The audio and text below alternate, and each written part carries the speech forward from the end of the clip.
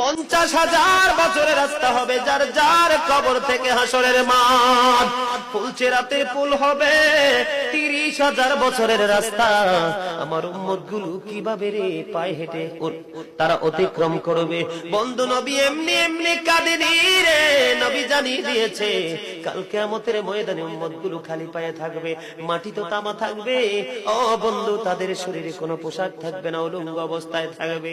এবং মা আয়েশা প্রশ্ন করলো, গো প্রাণের নবী, জানতে মনে চায় নবী গো, এই যে আপনার উম্মত গুলো উলঙ্গ অবস্থায় খালি পায়ে সবাই থাকবে গো নবী, তারা কি নারী পুরুষ একসাথে? কয় হ্যাঁ, নারী পুরুষ একসাথে। তারা কি কেউ কারো দিকে নজর দিবে না? এবার আমার নবী বলেছে, আয়েশা রে, কেমন করে নজর দেবে রে আয়েশা?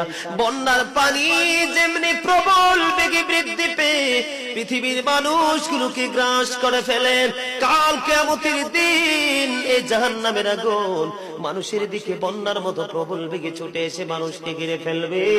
এত ভয়ঙ্কর হবে রে আয়েশা কেরা, এত ভয়ঙ্কর হবে আসরের দিন।